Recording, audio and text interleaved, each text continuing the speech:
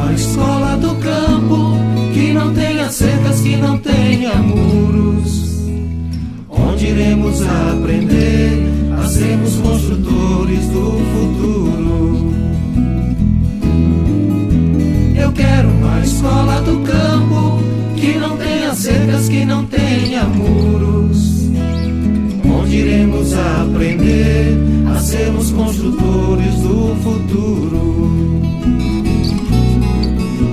Eu quero uma escola do campo onde o saber não seja limitado, que a gente possa ver o todo e possa compreender os lados.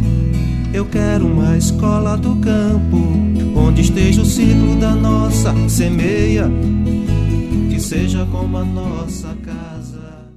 No total, nós temos 16 instituições que compõem o comitê.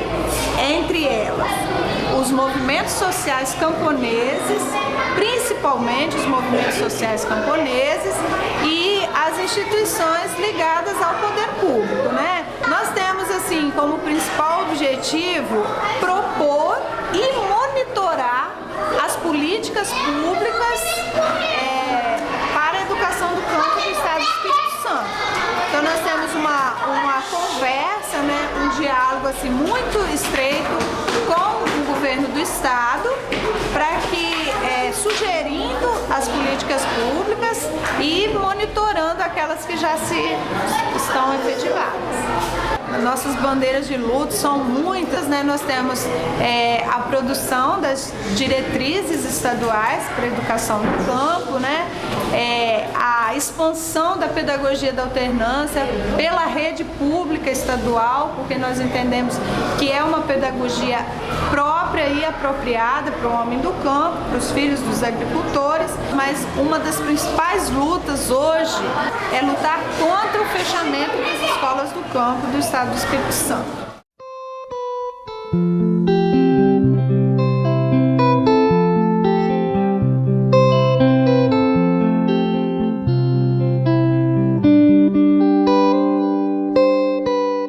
Eu já tenho 28 anos que moro nessa comunidade, né? Pretendo continuar, se Deus quiser. E os meus filhos todos estudam nessa escolinha.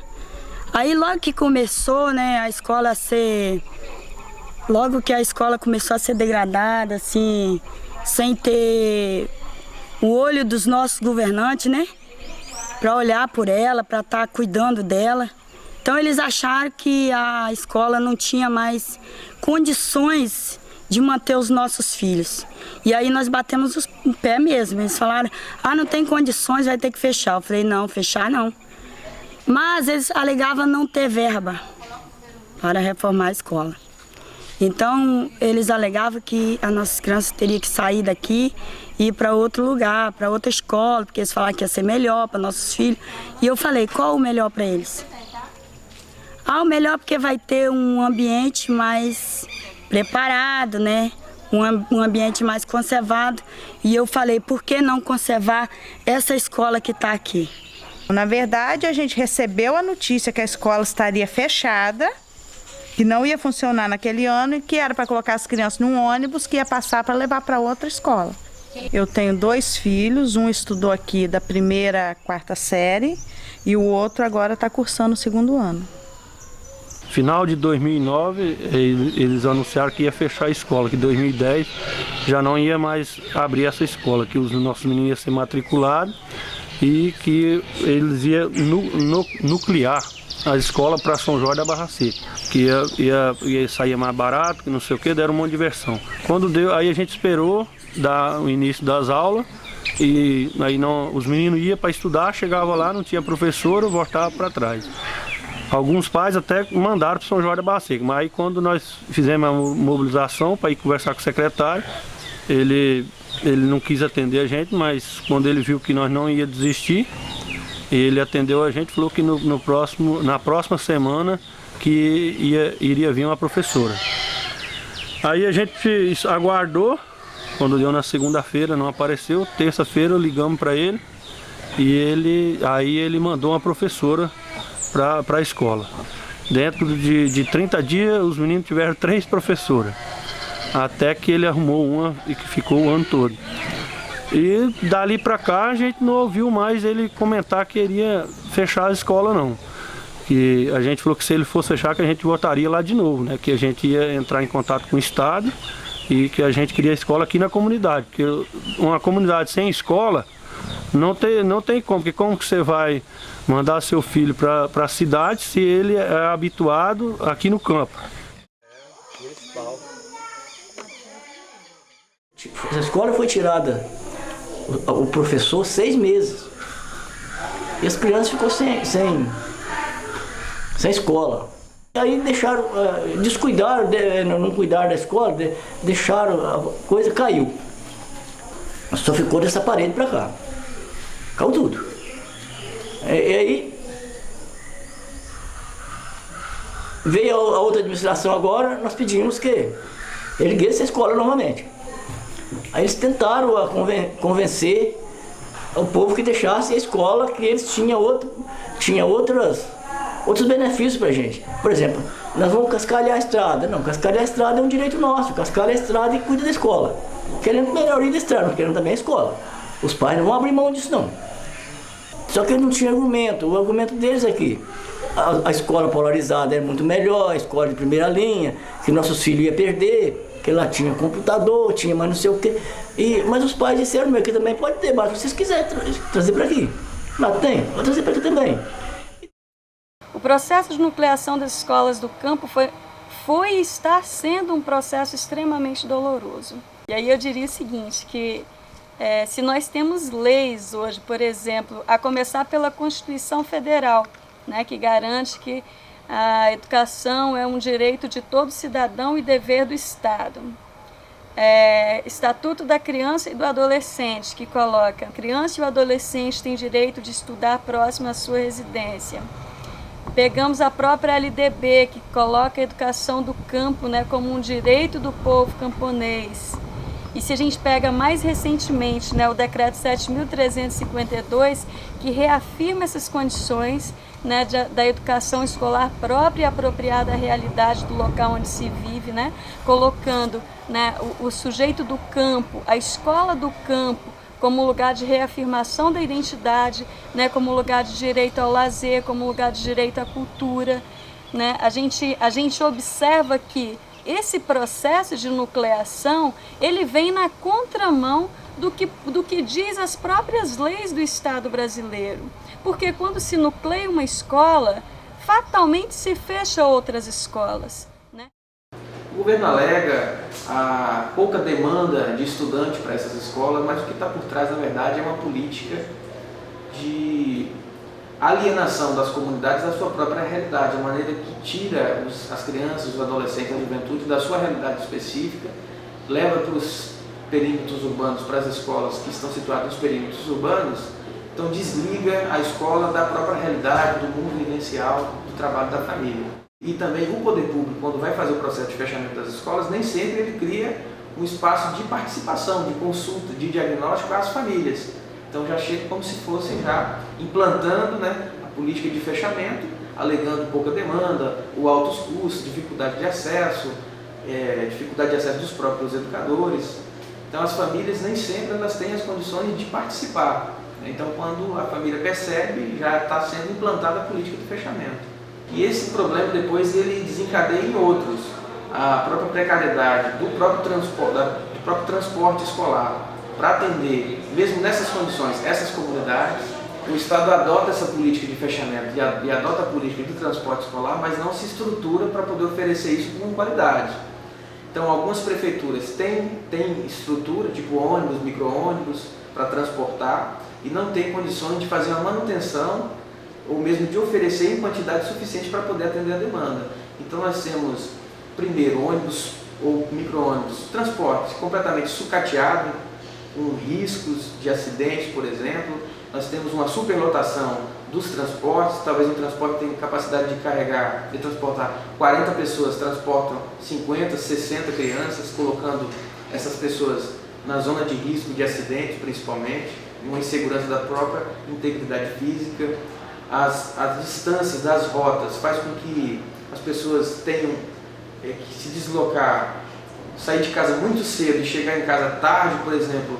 Eu conheço famílias que as crianças que estudam na 3ª, 4ª série do primário levantam às 4 horas da manhã, caminha um trecho para poder pegar o ônibus para chegar na escola, depois volta da escola e chega às 3, 4 horas da tarde. Então, para crianças que talvez na casa dos 7, 8, 9 anos. Então, isso é um absurdo.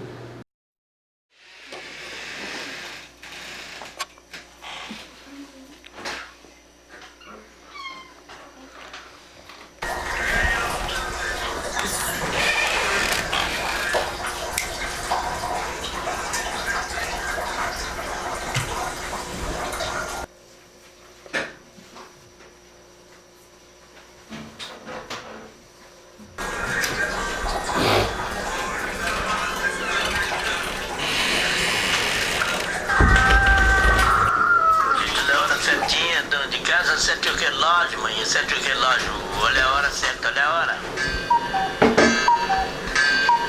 Na notícia é 4h22 agora, gente. 4h22.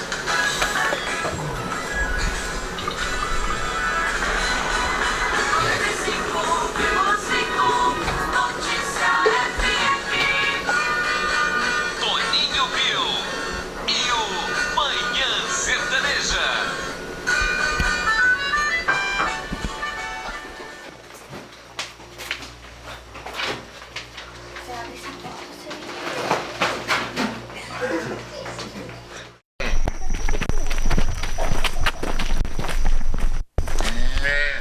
A única dificuldade é o ônibus aqui.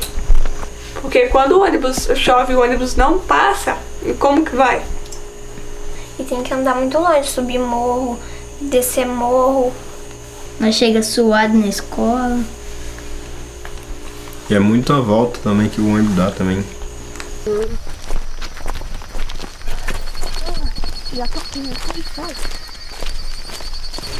Eu acho difícil pra eles, né? Porque a gente que é adulto, a gente que já viveu muito, a gente acha difícil pra andar um pedaço e for de lá de vez em quando, e agora eles todo dia, você já pensa uma coisa dessa, ainda com peso.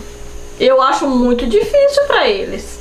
Igual esses dias mesmo, a mais velha queria desistir. Eu disse sim, eu falei, não, Patrícia, não desiste, porque isso é um futuro pra vocês, não vai ser pra mim, vai ser pra vocês, eu falei assim. Aí essa semana ela de novo, mãe, eu vou desistir, não vou estudar mais. Falei, Patrícia, não faz isso. Falei assim, tenta mais 1 ano ou 2 anos aí, se você termina o 3º ano, eu falei assim, aí já fica mais fácil pra você. Porque ela sem estudar, ela não vai arrumar um emprego, não vai arrumar nada pra ela, né? O cansaço, porque tem por baixo que são 2 morros pra subir.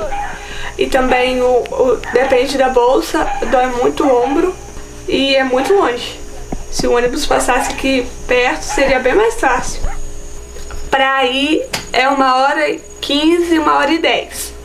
Pra voltar, o motorista já não tem tanta pressa, porque aí chega a hora que quer em casa, aí gasta em torno de 1h30, 1h40. Que a situação do ônibus é péssima. A janela tá quebrada, não abre, banco quebrado, poeirado, ônibus do mais antigo. Motorista não liga pra nada. A quantidade certa de pessoas eu não sei. Eu sei que os bancos ficam lotados e vem muita gente em pé. Fica em torno de umas 60, 70 pessoas no ônibus.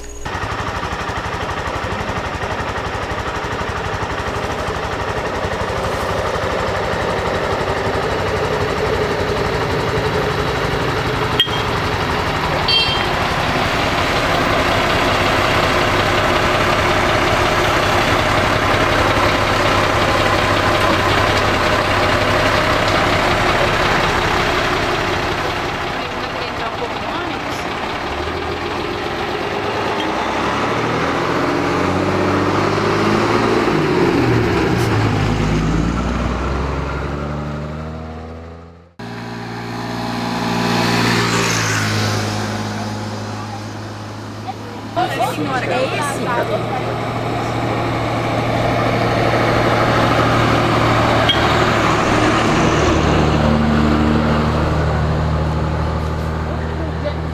Nossas famílias estão pensando em tirar uma foto para tentar conseguir mais ônibus, porque não tem como, tem muita gente. Tem vezes que a gente quase não consegue entrar com as crianças nos degraus do ônibus, não consegue fechar a porta. Tem um ônibus não passando que o nosso motorista tá levando um monte de gente. Ontem mesmo não deu nem pra sair direito dentro do ônibus, não.